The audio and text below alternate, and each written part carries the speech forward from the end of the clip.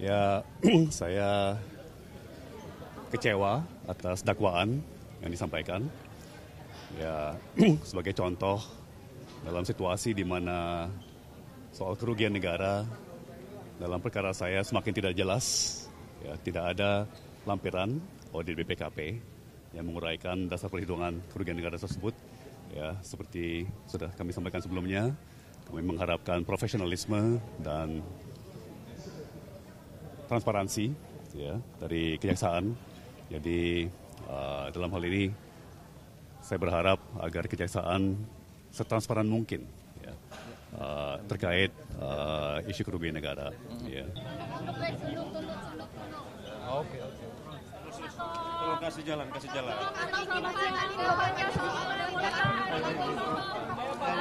Lanjut, buka jalan.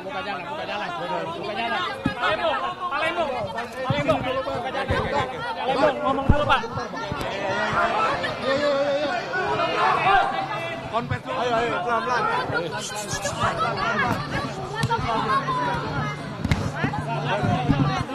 Tadi kita aja, Tahan dulu, Bang. Kita Udah ngomong, Pak. Iya. Sudah ngomong. Bawa jalan. Ibu Bapak, pertama saya mau menyampaikan turut berduka, ya, dan turut prihatin atas korban banjir di Bekasi dan titik-titik lain di Jabodetabek minggu ini. Nah, saya mau menyampaikan doa saya bagi korban banjir tersebut. Semoga bisa mengatasi musibah yang melandanya dengan baik. Ya, saya kecewa atas dakwaan yang disampaikan. Ya, sebagai contoh dalam situasi di mana soal kerugian negara dalam perkara saya semakin tidak jelas, ya, tidak ada lampiran audit BPKP yang menguraikan dasar perhitungan kerugian negara tersebut. Ya, seperti sudah kami sampaikan sebelumnya, kami mengharapkan profesionalisme dan transparansi, ya, dari kejaksaan. Jadi dalam hal ini saya berharap agar kejaksaan setransparan mungkin, ya, terkait isu kerugian negara. Ya.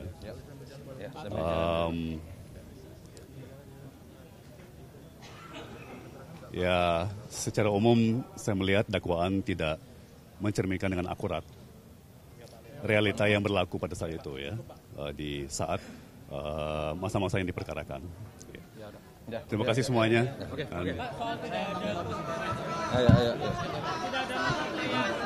Saya juga mau menyampaikan terima kasih yang sebesar-besarnya kepada dukungan masyarakat, ya, yang semakin luar biasa, ya. Terima kasih.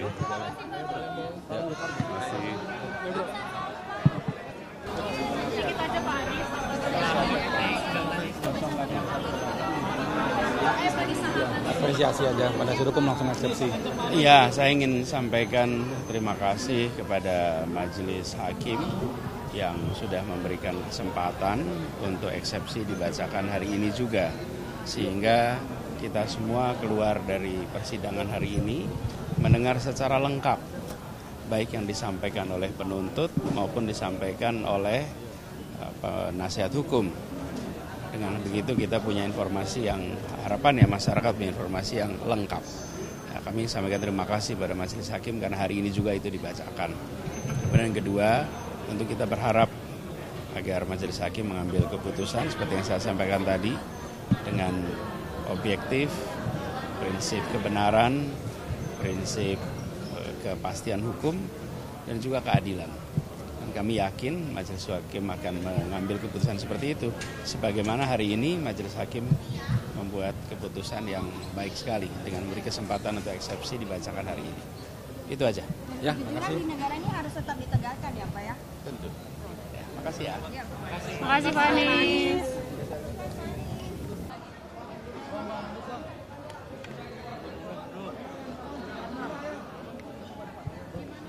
Oke, ya, terima kasih ya kawan-kawan. Tadi sudah didengarkan sendiri bahwa dakwaan tadi betul-betul banyak sekali hal-hal yang obscurable.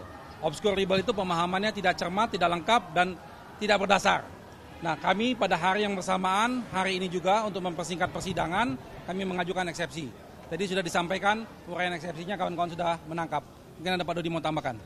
Ya, jadi yang terlihat sangat jelas bahwa Pak Tom Lembong itu ditetapkan sebagai tersangka ya, berdasarkan penerbitan persetujuan impor ya, yang menurut Undang-Undang Kementerian Negara dan menurut Undang-Undang 30 tentang administrasi pemerintahan, memang itu adalah merupakan kewenangan Pak Tom Lembong sebagai menteri.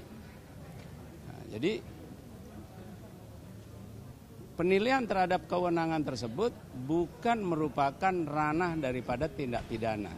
Karena sudah diatur secara ketat, secara tegas, bahwa penilaian terhadap kewenangan itu adalah ranah daripada Undang-Undang Administrasi Negara.